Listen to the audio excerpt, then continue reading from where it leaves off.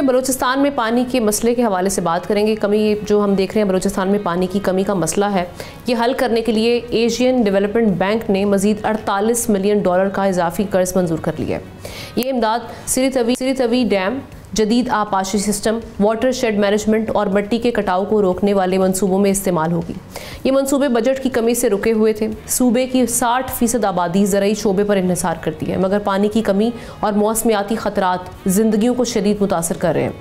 जदीद pipeline system से पानी का ज़िया कम और सर्विस डिलीवरी बेहतर होने की उम्मीद है, जबकि ख़वातीन के लिए ज़राई शोबे में नए मुआशी रास्ते खुलने जा रहे हैं।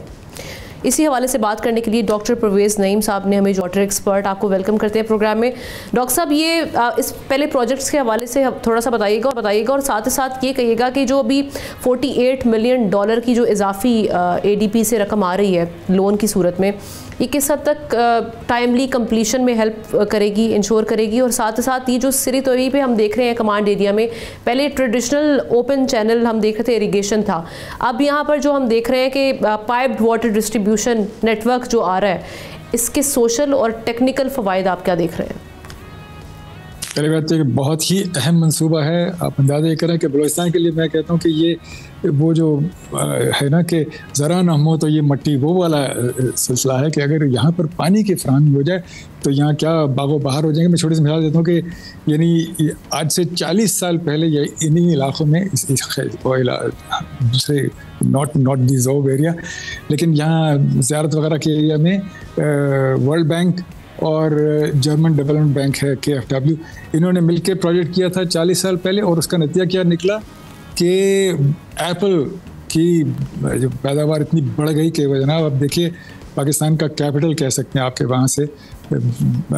सेब की इतनी उम्दा पैदावार होती है इरिगेशन की वजह से। अब यही सूरत हाल आप देखिए यहाँ पर आप देखने जा रहे हैं, और यहाँ पर टारगेट आ रहा है कि ये इलाके जहाँ पर के आप बेहतरीन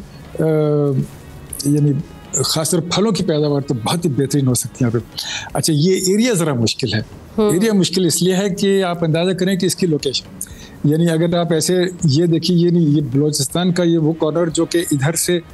KP से मिल रहा है और ये ऊपर से अफ़गानिस्तान से, और KP का भी वो इलाका है जो कि साउथ वज़ीरिस्तान तो बाना वगैरह का इलाका ये, और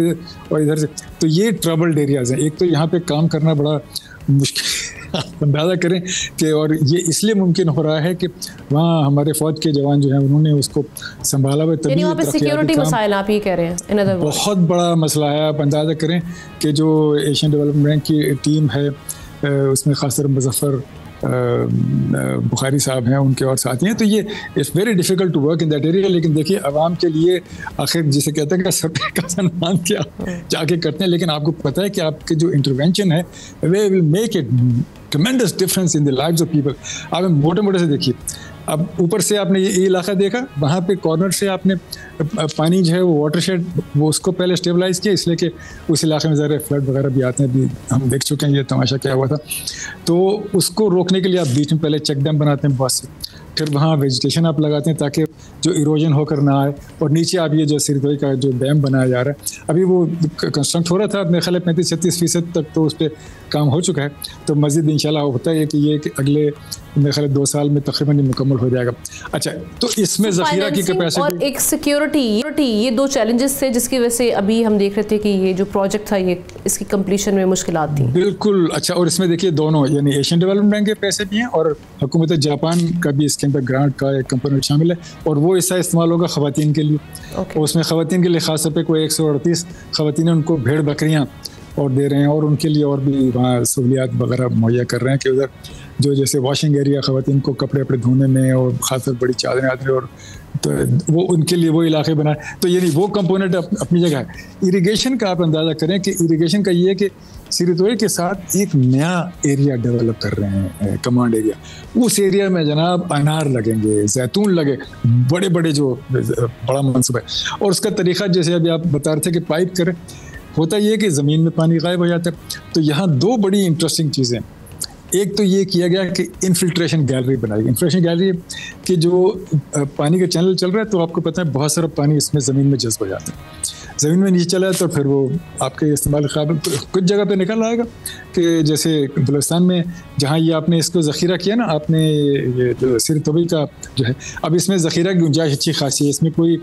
30,000 एकड़ फुट पानी इसके अंदर ज़ख़ीरा हो जाएगा। तो उसका फ़ायदा क्या है कि उसमें जो पानी थोड़ा सीपेज भी होगा तो वो नीचे जाके वो कारेज को फ़ायदा देगा जो अंडर वाटर, ये पाइप वाटर जो आप कह रहे हैं डिस्ट्रीब्यूशन से,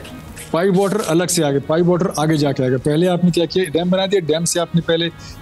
पानी का चैनल लेकर आया जो कि कमांड एरिया के पास लिया, कमांड एरिया यहाँ पर यानी आपने खेती बाड़ी करनी है। उसके बाद फिर वहाँ से आप उसको पाइप में डाल लें क्योंकि वहाँ पे ज़्यादा फिर पानी ज़ाया होता है वो ज़मीन, और दोनों वजह से एक तो ज़मीन में चला जाता है और फिर यह कि आपको पता है बलूचिस्तान की आबो हवा काफ़ी खुश्क है तो वो इवापोरेशन भी बहुत ज़्यादा होता है। तो पाइप में डालने का फ़ायदा होगा कि ज़्यादातर पानी जो है, क्योंकि आमतौर पे फार्म लेवल पर हमारी को 50% पानी तो वहाँ गायब हो जाता है, तो फार्म लेवल पर ये होगा कि, और उसके बाद उसमें ये किया गया कि जो ड्रिप इरिगेशन यानी पाइप में सुराख करके उसमें से वो कतरा कतरा वो छोटे छोटे उसमें वो लगाते हैं, तो उसको लगा के उसका फ़ायदा ये होगा कि जो आप अनार के और जैतून के जो पेड़ लगाएंगे उनको यानी ऐसे पानी मिलता रहेगा कि उनकी पैदावार बेहतरीन हो जाती है। मैं तो ये देखता हूँ कि यानी ये अगर आपका, और इतने बड़े पैमाने मैंने नहीं देखा कहीं पर भी, जबकि देखिए बलूचिस्तान में आज से कोई 50 साल पहले ड्रिप का और ये स्प्रिंकल इरिगेशन सिस्टम वगैरह ये यूएसएड के तहत आए थे, लेकिन वो तो ये जो है इतने बड़े पैमाने पर पहली बार मैं देख रहा हूँ कि और भी प्रोजेक्ट में देखे हैं जो केपी में चल रहे हैं, गिलगित बाल्टिस्तान में है, तो ये लेकिन इतने बड़े पैमाने मेरे ख्याल में ये, और दुआएं यही होती है कि सक्सेसफुल हो, क्योंकि इससे जो इलाके में इनकलाब आएगा वो वाकई जैसे कि सेब की काश्त से हुआ था ना कि वो लोग पहले उसको रेन फेड पे चलाते थे कि बारिश आई तो चला दी, जैसे अभी भी बहसैन का इलाका उसको खुशखाबा कहते हैं, खुश यानी एक सैलाब सैलाब आया तो इससे के लिए खुशा जो कि बारिश के पानी से, उसमें ख़ास तौर पे उस इलाके को अगर आप बात करें, क्योंकि मिट्टी बेहतरीन है, वहाँ की ज़मीन बेहतरीन है, आबो हवा बेहतरीन है, तो वहाँ तो जैसे कि पुराने 40 साल पुराने प्रोजेक्ट ओवरकम, अगर हम इन इशूज़ को कर लें, अब तो फाइनेंसिंग वाला तो इशू किसी हद तक ओवरकम हो चुके, सिक्योरिटी चैलेंज को कर लें, तो आप कब तक इस प्रोजेक्ट को कंप्लीट होते हुए देख रहे हैं? मैं समझता हूँ कि 2 साल में इंशाल्लाह हो जाना चाहिए। देखिए अब तो हमारी अफवाज ने उस इलाके को अच्छी तरह से है, इन्फिल्ट्रेशन आती है, अंडर कंट्रोल है, और ये इसी तरह से चलते रहे तो डेवलपमेंटल वर्कर्स को वहाँ आसानी से काम करने का मौका मिल गया तो फिर इंशाल्लाह हमें वहाँ से बहुत अच्छे रिजल्ट, मीठे अनार का मैं इंतजार कर रहा हूँ। सब्सक्राइब करें और बेल दबाएं ताकि कोई खबर रह न जाए।